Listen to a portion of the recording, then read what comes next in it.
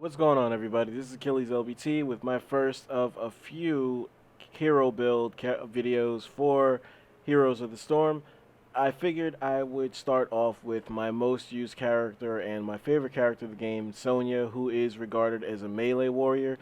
And one thing that I kind of want to put out there ahead of time is that she is not really regarded as the tankiest character or even a tank in general. And the thing with that is that melee warriors typically are regarded as tank. They're viewed as tanks in this game, and she does not really fit that build as well as an Anubarak or even an Arthas or anybody else you can really think of.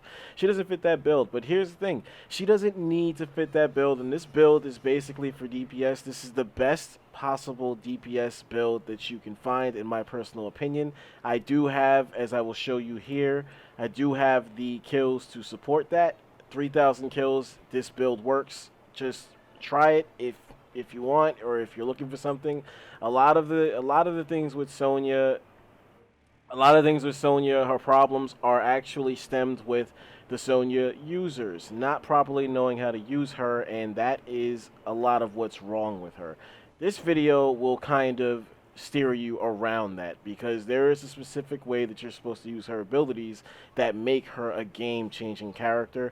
And to kind of put this out there, this is not just a build for quick match. This does work in Hero League as well. I've been on Hero League only for 2 days now, but I have 14 wins as it is with her using this build. It is not a one-way build. So getting right into it, I'm just going to go over her abilities really fast. Ancient Spear is a skill shot that you have to land. It's not automatic for people who are not familiar with skill shots. It does 100 damage when you land, and it gives you 40 fury, which is her base stat basically. Instead of mana, she runs on fury, and that's actually one of her biggest upsides, because she never has to recall to refill on mana. She's got her own sustain on that front. As long as she's fighting or as long as she's taking damage, she's getting fury.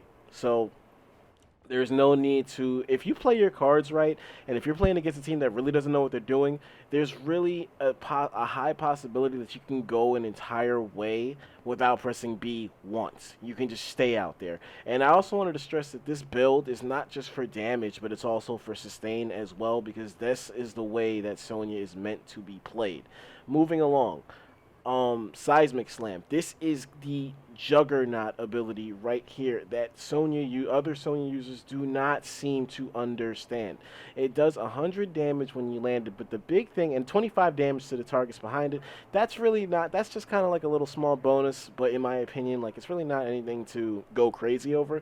But the wow factor with this ability is the 1 second cooldown. And I really don't know of many heroes in this game, if any, that just have a straight up 1 second cooldown. I know Illidan, his cooldowns reduce as long as he's attacking, but that's not the same thing. This is 1 second cooldown no matter what. There are no there are no parameters, there are no rules, nothing like that. This is always a 1 second cooldown. And this is where every Sonya user that I've seen goes wrong. They think that Sonya is meant to be used like a typical character where you spam her abilities in order, where they just go 1, 2, 3. I can't tell you how many times I've seen this. They go 1, 2, 3, and then they kind of run away to gather themselves, to come back to try 1, 2, 3 again, and they wonder why they lose all the time with her. She's not a quote good hero. Moving along, Whirlwind. This is a good ability that is consistently used wrong, and I'll go into detail with this as I go along with the build, but this basically it deals 175 damage to nearby enemies over 3 seconds and heals you for 25% of the damage dealt. Mind you, the healing is doubled versus heroes, which is great. This is a really good ability for her sustain. This is half of her sustain as it is. This is really good for laning, really good for soaking XP, number of things. Like, anytime you need to get your health back, this is where you want to go with it. But this is not an ability that you want to find yourself spamming against other heroes. And this is exactly where other Sonya users go wrong. Moving along. Fury is the base trait that I mentioned before. I called it a stat. I'm sorry about that. It's a trait. This is what I was talking about before. She does not run on conventional mana like other characters, so she never has to recall to get it back. She doesn't, so when she spawns, she has no fury. That's like, I guess that would be the trade-off. So she's not super OP. Like, you start with no fury every time you spawn. You have to get into an engagement to get it. There is one way not to, but I'll get into that and why it's not the way to go during the build. Moving along to her heroics, which you unlock at level 10 for people unfamiliar with Heroes of the Storm. Leap is what another one that I constantly see other Sonya users picking, and what it does is it jumps into an area of your choosing. I mean, you can't jump across the map. They're fair, they're reasonable about this. There are abilities with other heroes that let you have global range. This is not one of those abilities. So you choose a destination, you leap to it, you damage anybody in the circle that you land within. Anybody within your diameter gets 50 damage done to them, and they're stunned for 1.5 seconds. Now, in my personal opinion, this would be a really, really good ability if it were a basic ability, but toned down. Like, if the damage was toned down to maybe like 20 to make it fair. And the reason I say that is because while being able to stun an entire team for 1.5 seconds is good, mind you, 1.5 seconds, in my opinion, is good as a basic, but as a heroic, it is horrible. It is god-awful. And that 1.5 seconds as a heroic ability is not on par with somebody like a Muradin or any other character that has stuns as basic abilities where they can do it along the course of the game. They don't have to wait the monstrous cooldown of 70 seconds. That is the icing on the cake to why this is not an ability you want to run with when you're using Sonya. And I want to reiterate that this is the best DPS build that you can find. Trust me on this. I will have a second part of this video. This is only part one of the video. Part two of the video will actually show this in action so that you can see for yourself. Moving along. So yeah, Leap, just to kind of cover, decent ability, not worth it as a heroic. The trade-offs are greater than the benefits. Don't want to stay away from Leap if you can help yourself. The game changer, however, is the other heroic ability, which is Wrath of the Berserker. You gain increased damage and disable effects have reduced effects on Sonya. This part is really just kind of a bonus. This part is the monster part. As you see in detail to the right, your damage is increased on everything. Anything you do, the damage is increased by 40%. And the second part about this that makes this so crazy of an ability is that it lasts 15 seconds. But remember, she runs on Fury, so the ability in itself is extended for a second every 10 Fury you gain. Every 10. So mind you, if you queue up Wrath of the Berserker and you have an Ancient Spear on deck and land it, you're getting 40 Fury, which means you're getting another 4 seconds on this ability.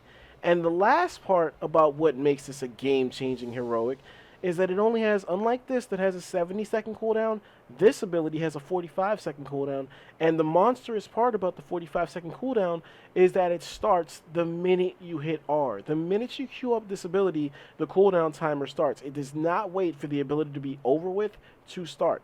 That means if you play your cards right, if you're in the middle of a mosh pit, per se, and you're able to stay alive and do damage and do work with this ability, by the time this ability runs out, you may just have enough fury built up to queue it up again.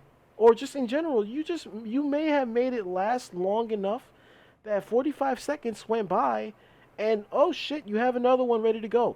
This is monstrous on Sonya, and when I see people using Leap, I just shake my head. Like, when I see it, it's so dumb, it's wasteful, and you get so much more out of Wrath of the Berserker. And when I go over the build, which I'm about to, you'll see why this comes in monstrous for this build. Now, moving along to the talents, I'm going to get right into the build. I'm going to try and keep this as fast as possible because I want the second half of the video to be longer than the first half. Now, mind you, I'm not only going to show you what I pick, but I'm going to show you the downsides to what I see other people picking.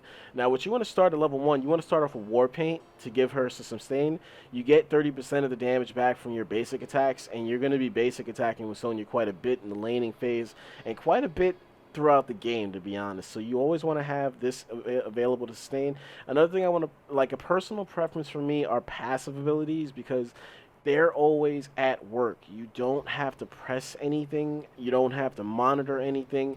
They're just in the background doing their jobs at all times. So I personally favor passive abilities more than active abilities or traits. I will say that there's nothing wrong with the other abilities. It's just that I'm not a high level enough, like, mind and player to stay on top of, like, the active things that you have to press. So I prefer passives where I could focus on other things and just let these things do their job.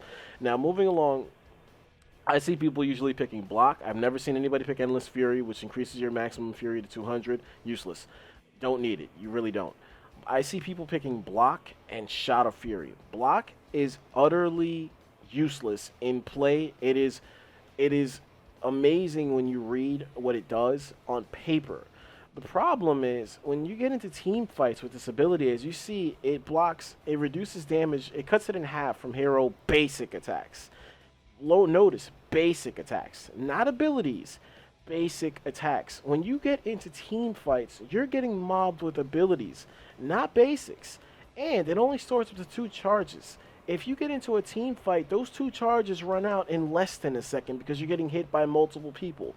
So, something like block, it really only blocks for you once. If you like in action, it only blocks for you once, and it doesn't really block anything meaningful. So it is a useless ability in my opinion.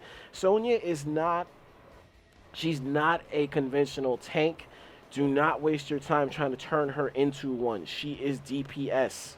She is a warrior, yes, but she has a lot of characteristics of an assassin, and that's really the way to go with her. So Warpaint is the way to go. Moving on to level 4, I used to run Shattered Ground, which is a very, very good damage ability because it ups the background damage of your Seismic Slam to 75% instead of the original 25 damage that it did.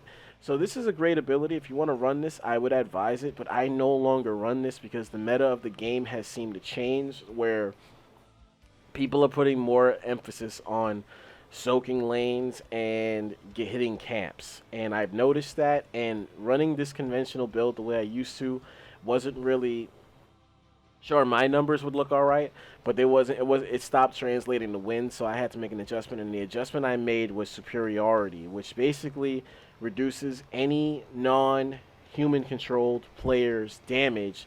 It cuts it in half. So as long as somebody's not controlling the player, you're only taking half damage, which is huge. This basically gives you the ability, at level 4, mind you, you do not have to wait. As soon as you hit level 4 and you pick this, you can solo camps. You do not need help because she has sustain on her abilities. Between Whirlwind and Warpaint, there are no camps in this game that can kill you with Sonya. If you use her abilities correctly and you have superiority, you can solo anything, any camp you want. And I'm going to come back to this once we get to level 10 because there is a huge, huge bonus that comes with this and level 10.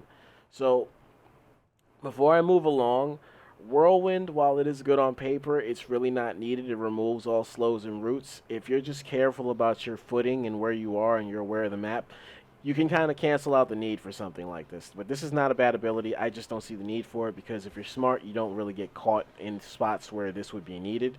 We already went Seismic Slam. This is a completely useless ability, talent right here. Every 10 seconds, yes, it's a passive, but this is one of the cases where passive is bad. Because every 10 seconds, your next basic attack deals 75% additional damage, which on paper seems like a good thing, but you have no control over this. You have no control over when this attack is going to pop up. So you may use this on a minion, and then right away an actual hero shows up, and you're back down to your regular damage when you would have wanted that on the hero. So you have no control over this. Completely useless in my opinion. You do not want to use this. Go with superiority. Give yourself the ability to get XP in other ways and take out camps on your own when your teammates are being dumb. Moving along to level 7. Now, let me get this one out of the way first because I see people using this sometimes, which is an active ability. You don't need to add an avenue for her to heal. As long as you're fighting, technically, you're healing. You do not need to give her another way to heal because she already has good enough options. Do not pick this. Now, what I do see people picking typically is Poison Speared or composite spear. Poison spear, I will say, is definitely a good option because it does give you 75% damage over 4 seconds. That is very useful. Composite spear, on the other hand, is not. It increases the range of the spear by 30%. Again, on paper, you think that's good, right? A longer spear. Well, how could that not be good? You're within range, typically. If you know what you're doing and you're in engagements, you can get yourself in range more often than not without needing the extra boost, making this a wasted talent. You do not need this at all. Just get your footing right, get your positioning right, and land your spears. Now, speaking of landing your spears, that also becomes why I think Poison Spear is also kind of detrimental in a way, because you have to land this spear in order to get the benefit of the 75% damage. Meaning, if you suck with the spear, because as I pointed out before, this is a skill shot. This is not automatic. You have to land this on your own. You have to be accurate. So if you can't land it, this talent goes to the wayside if you can't land your spears. If you're having a bad spear day, your level 7 bonus, not taking advantage of it at all. Nothing coming out of it, which leads to the one ability that I feel is completely overlooked by damn near everybody I see playing this game, which is follow through, where focused attack, you have no control over when you get your basic attack damage boost. Follow through, you have full control over it because this pops up the minute you use an ability. So whenever you use an ability, your very next attack within 6 seconds deals 40% damage. Yes, I think that's less than the focus attack, but the fact that you have full control over this changes everything. And again, it's a passive. You don't have to monitor this. So the minute you queue up an ability, that means if you hit a spear, your next basic attack, boom, harder hit. If you hit a seismic slam, next basic attack, boom, harder hit. And if you combine follow through, we're already getting into why this build is so DPS heavy and why it works, because follow through is a perfect Robin basically to the Batman that is seismic slam, because with this it only takes 25 fury. You can spam this ability 3 or 4 times after you land a spear, or even if you're just around. You gain more fury from landing a spear, and then you immediately should be spamming your W's. Stay away from whirlwind in hero fights. It is useless. You do not need it. Seismic slam is the way to go, because when you spam this ability at level 7, when you spam this ability at level 7, you get the 100 damage, and then on the talent, immediately you get another 40% on your basic attack, which is also healing you. Instant sustain, instant damage. Now take everything I just said and move along to level 10, and you get Wrath of the Berserker, which is also on, I don't know if I mentioned this earlier, I'm not sure, but the other thing that's game-changing about this ability is the 45-second cooldown, which I don't remember if I mentioned it. I'm blabbering right now. I'm sorry about that. But late game, I'm pretty sure this I didn't mention. Late game, the 45-second cooldown becomes monstrous because late game, when you die, you're on a 60-second respawn time, or at least upwards of 50 seconds. That means that every time you spawn, Wrath of the Berserker is ready to go. You can spawn with no fury, sure, but you can be a fucking juggernaut the minute you see a team fight break out. Even if you have no fury, you just queue this up, and you go right into your ancient spear, you land your spear, and you start spamming your W's, and you're good to go. Nobody likes to be hit with that tandem, because when you have Wrath of the Berserker upping everything that you have by 40%, that means it's upping follow through. That means it's upping your W's. That means it's upping all of this shit is combined. When you make your builds in this game, you want to have some kind of common thread, some type of point to it. You want it to be linked. Everything have something to do with everything, if you can help it. Yes, that's not easy with every character, but there are so many people who go wrong in this game because all their builds are all over the fucking place. Nothing helps nothing. There's no hand-holding between the talents. And that's at the heart of everything with this video right now, with this build for Sonya, and this is why she becomes a monstrous, game-changing player on the DPS front. Moving along to level 13. I used to pick Life Funnel quite a bit because it ups your healing from Whirlwind to 35% from 25%, but as I mentioned, the move itself, what I started to realize was that the move itself was only good for laning, and To be brutally honest, I don't use the whirlwind as much as other Sonya users use it. But in my personal opinion, I'm better than all of them with Sonya. Only with Sonya. I am not. I don't consider myself to be like a hardcore high level player with other characters, but this is the one character that I will come out and say that with. And I don't really use this ability, so I started looking in other avenues. And to be honest, ever since I did, I have not missed this ability at all. Aftershock on paper seems like a good ability because it does reduce the cost of seismic slam. So yeah, you can spam it a little more.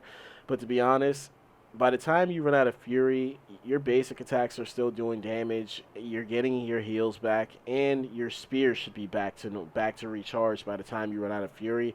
Half the time, it should be back. So getting fury back is not really a problem. And I don't think I covered that with level 1 because I see a lot of people using Shot of Fury to gain fury off spawn.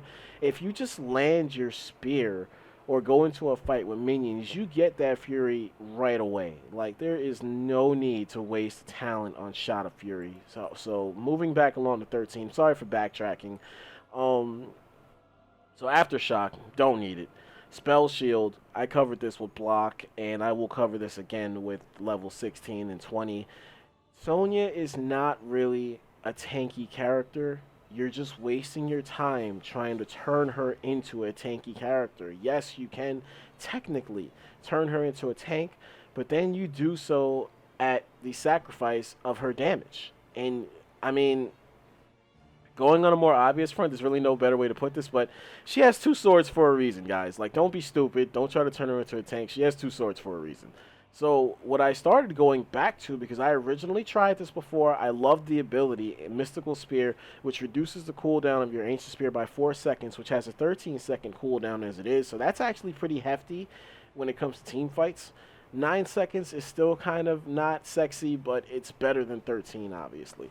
But the thing about Mystical Spear that's good and handy is that it pulls you to your target location even if you don't hit anything, which means that this is the one move that you'll have that gives Sonya a way to escape. It gives her escapability. Even if you're like not landing your spears, you're still moving around. It gives you escapability, and the reduced cooldown time means you can shoot those spears off a lot more often. If you're just starting out with this character, you definitely want to go with Mystical Spear, because if you can throw spears more often, that means you get more practice at shooting them. You can get better at learning how to land them. So that would be another little bonus for new players that may be watching this.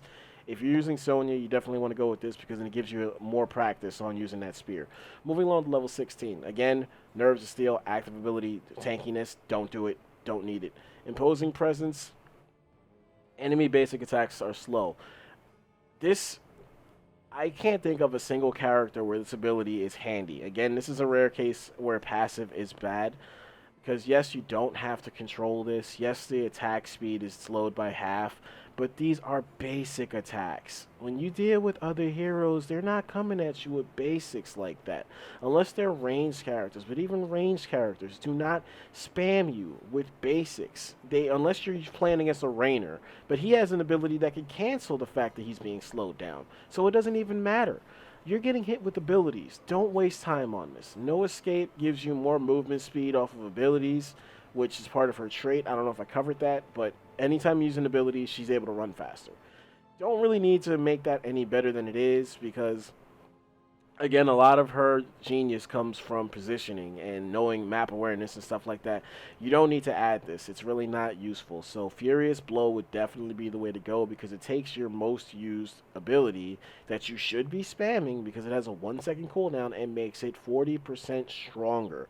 Now, yes, there is the trade-off that it comes at higher fury costs, but by then you're such a juggernaut that running out of fury from using this move is not going to be hard. And if you go back to level 13 when I told you to pick Mystical Spear, you're going to be getting that spear a lot more often, which means you're going to be getting that fury right back if you can land that spear. Moving along to level 20, don't even need to cover this because no. Anger Management is a good ability, but I wouldn't recommend it because honestly, you really don't need it. I mean, yes, it gives you 50%. It makes it easier, basically, to keep the bar rolling, to keep the party going. It makes it easier to stay in Wrath of Berserker mode. but it's honestly, in my opinion, not needed. This could be better put elsewhere. Again, ignore pain, another tank ability. Already went over this. Don't do it. Don't turn her into something that she's not meant to be. Don't do it. Nexus Blades. This is what you want to finish the build with, because it takes every single thing that you've been doing with your character. Remember earlier I said you want to have a common thread, and a lot of what this build is centered on is her seismic slam and her basic attack. And this adds 20% more damage to everything you've already done. So that means that your heals are going to go up. That means that your follow through is going to be that much stronger combined with Wrath of the Berserker, which is nuts. Like, everything benefits, every single thing benefits. This is like the perfect way to finish it. You get that much stronger, and as I said before, this build really does produce results. I have it on Hero League winning. I have over 3,000 kills with it. Trust me, this does work. So, to go over the build one last time from scratch. Level 1, you want to go War Paint. Level 4, you want to go Superiority. Though Shattered Ground is not a bad choice either, but I would personally go Superiority. And I didn't even mention the bonus at level 10, but I'm going to go into that now. Level 7, Follow Through. Level 10, when you pick Wrath of the Berserker, combining this with Superiority, you don't only have the ability to solo camps, but at level 10, you can solo bosses. Yes, that's right. You do not need anybody's help to take out bosses. You can do it on your own whenever you feel it's safe to go for it. You can take them out solo. If I get a chance in the second half of this video, I will definitely show you what I mean by soloing a boss. Level 13, you pick Mystical Spear to give yourself some escapability. Level 16, you pick Furious Blow. And level 20, you round it out with Nexus Blades. This has been the first half of my build video for Sonya. Best DPS build on the game. Thank you for watching. This is Achilles LBT. Hopefully I see you on the second half of this video. That's Achilles with the Z. Remember it.